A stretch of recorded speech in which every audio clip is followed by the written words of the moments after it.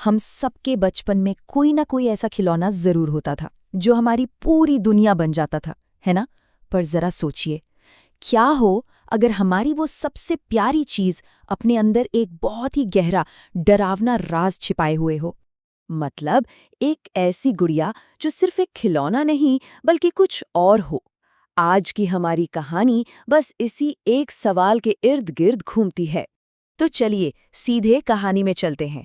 ये बात है साल 1918 के जापान की, जहां एक भाई अपनी छोटी सी बहन से बेइंतहा प्यार करता था। देखिए, उनका परिवार न बहुत गरीब था। पिता मजदूरी करते थे और माँ घर पर सिलाई का काम। लेकिन इकिची वो चाहता था कि अपनी बहन की हर ख्वाहिश पूरी करे। उसकी छोटी बहन किकुको बस 4 साल की होने वाली थी और इस बार उसने एक खास जिद पकड़ ली थी। किकुको अपने जन्मदिन पर एक सुंदर सी गुड़िया चाहिए थी। अब घर में तो पैसे थे नहीं, तो इकिची ने छोटे मोटे काम करके पैसे जमा करना शुरू कर दिया, बस अपनी बहन का सपना पूरा करने के लिए। और ये गुड़िया, ये बाकियों जैसी बिल्कुल नहीं थी। इसके चेहरे पर एक अजीब सी शांति थी, लेकिन उसकी आंखें, ऐसा लगता था मानो वो सब कुछ देख रही हों, सब कुछ समझ रही हों। किकुको को वो गुड़िया इतनी ज्यादा पसंद आई कि उसने उसका नाम ही ओकिकू रख दिया। वो एक पल भी उसके बिना नहीं रहती थी।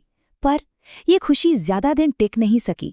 बाहर खेलते हुए एक मामूली से मच्छर के काटने से उसे इतना भयानक मलेरिया हुआ कि उस नन्ही सी जान ने दम ही तोड़ दिया। और मरते दम तक किकुको ने उस गुड़िया को अपने सीने से लगाए रखा। इतना गहरा था उसका और उस गुड़िया का रिश्ता। परिवार तो चाहता था कि गुड़िया को किकुको साथ ही जला दिया जाए, पर उन्हें इसकी इजाजत नहीं मिली। और बस यहीं से कहानी में असली खौफ की शुरुआत हुई। बहुत जल्द परिवार का दुख डर में बदलने लगा, जब घर में अजीब अजीब घटनाएं होनी शुरू हो गईं। पहले तो इकिची को लगा कि शायद ये किकुको की आवाज है, उसका वहम है। लेकिन फिर पूरे परिवार को ये आवाजें सुनाई देने लगी और इसने उनकी रातों की नींद ही उड़ा दी। और फिर एक दिन इकिची ने कुछ ऐसा देखा जिस पर यकीन करना नामुमकिन था। गुड़िया के बाल वो बदल रहे थे। जो बाल पहले काले और गर्दन तक थे, वो अब भूरे हो चुके थे और कंधे तक आ पहुंचे थे। जब परिवार ने डर के मारे गुड़िया के बाल काट दिए, तो खौफ कम होने की जगह और बढ़ गया। अब उन्हें डरावने सपने आने लगे। कभी कभी तो वो गुड़िया सोते हुए उनके सीने पर आ बैठती। और हद तो तब हो गई जब उसकी गर्दन उनकी तरफ मुड़ने लगी और उसने पलकें झपकाना शुरू कर दिया। ये कोई कुछ दिनों या महीनों की बात नहीं थी। सुजुकी परिवार का ये डरावना तजुर्बा 2 दशकों तक चला। पूरे 20 साल। सोचिए जरा, सुजुकी परिवार ने 20 सालों तक इस खौफ को झेला। और हर साल जैसे ही किकुको का जन्मदिन पास आता, ये अजीब घटनाएं और भी भयानक हो जाती थीं। एक दिन हिम्मत करके इकिची के पिता ने उस गुड़िया को घर से बहुत दूर एक मैदान में गाड़ दिया। उन्हें लगा कि शायद अब सब ठीक हो जाएगा। लेकिन उसी रात दरवाजे पर जोर जोर से कोई दस्तक देने लगा। जब उन्होंने दरवाजा खोला तो उनके होश ही उड़ गए। ओकिकू गुड़िया खुद चलकर वापस आ गई थी और दरवाजे पर खड़ी थी। और कहानी का सबसे डरावना मोड़ तब आया जब उस गुड़िया ने सीधे हमला कर दिया। घर के अंदर आते ही उसके बाल अचानक तेजी से लंबे होने लगे। इससे पहले कि कोई कुछ समझ पाता, उसके बाल इकिची के पिता की गर्दन से बुरी तरह लिपट गए और उनका दम घोटने लगे।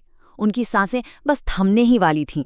जब सारी कोशिशें नाकाम हो रही थीं और उम्मीद लगभग खत्म हो चुकी थी, तब इकिची जोर से अपनी बहन का नाम लेकर चिल्लाया, किकुको! और ये नाम सुनते ही गुड़िया अचानक बेजान हो गई और उसकी पकड़ ढीली पड़ गई। पूरे 20 साल इस खौफ में जीने के बाद परिवार ने आखिरकार उस गुड़िया को मैनेंजी बौद्ध मंदिर को सौंप दिया। लेकिन कहानी यहाँ खत्म नहीं हुई। वो गुड़िया आज भी उसी मंदिर में मौजूद है। और सबसे डरावनी बात यह है कि उसके बाल आज भी बढ़ते हैं, जिन्हें मंदिर के पुजारी समय समय पर काटते हैं। इतना ही नहीं, हाल ही में ये भी पता चला है कि उसका मुंह धीरे धीरे खुल रहा है और उसके अंदर इंसानों जैसे दांत भी उग रहे हैं।